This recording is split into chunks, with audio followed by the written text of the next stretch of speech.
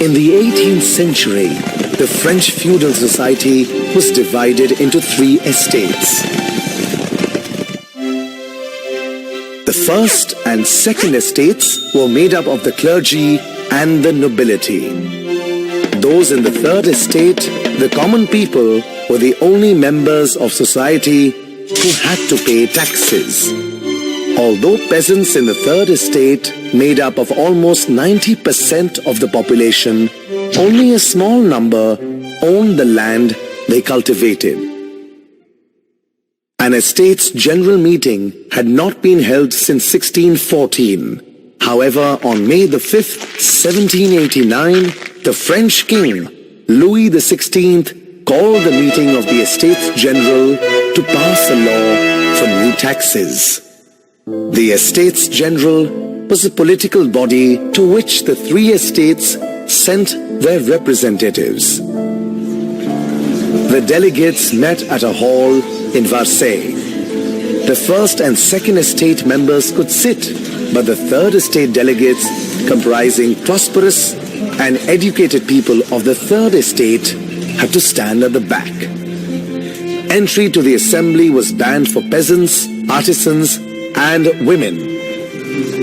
King Louis XVI called this meeting because he wanted to conduct the voting as it had been in the past, with the 3 estates voting as individual bodies, having 1 vote each. The third estate demanded that instead of voting by estate, they should vote by head and every member should vote.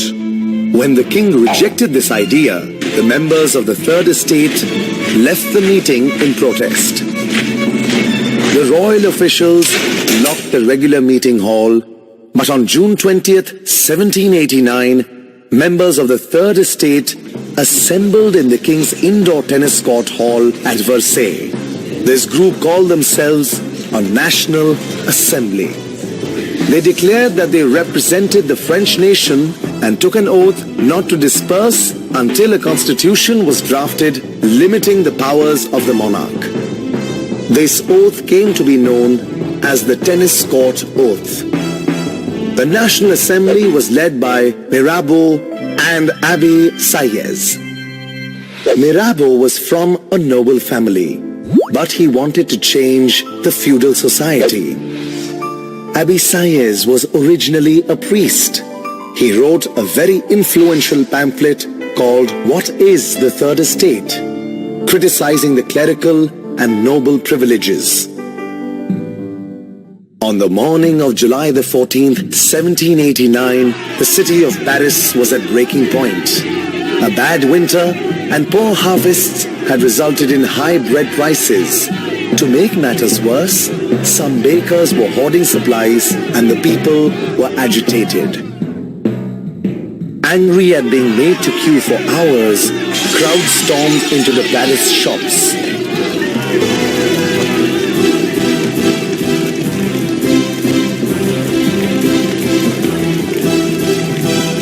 Meanwhile, the king ordered troops into Paris, which started a rumor among the people that the soldiers were going to attack the citizens.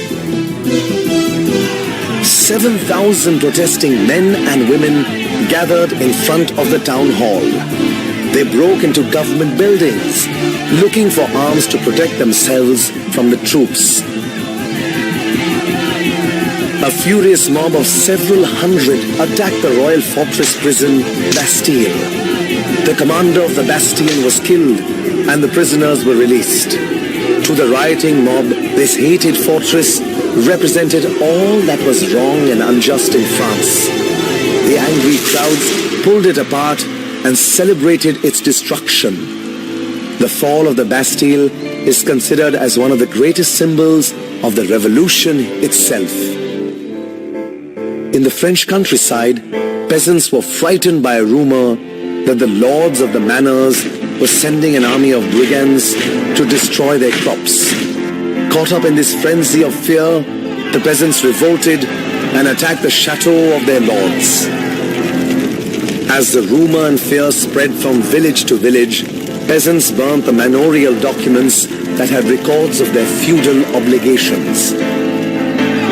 As a result of the spread of this great fear, nobles fled from their homes. Faced with these violent revolts, Louis XVI had to finally acknowledge the National Assembly. He accepted that his powers would now only be limited by the new constitution. On the night of August the 4th, 1789, the National Assembly abolished the feudal system, and the old system of feudal privileges and unjust taxes was over. Land owned by the church was confiscated, and members of the clergy gave up their privileges. In 1791, the National Assembly completed the draft of the Constitution.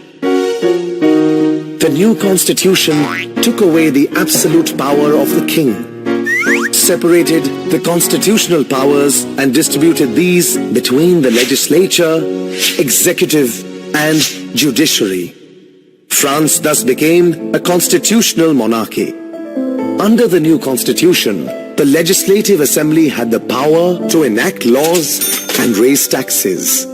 However, voting in the Assembly excluded the poor and was restricted to upper and middle classes in the French society. The king and his ministers held executive power but were answerable to the Assembly. The judiciary was independent of both the legislature and executive. The National Assembly's new constitution began with the Declaration of the Rights of Man and Citizen. This listed and protected every citizen's rights.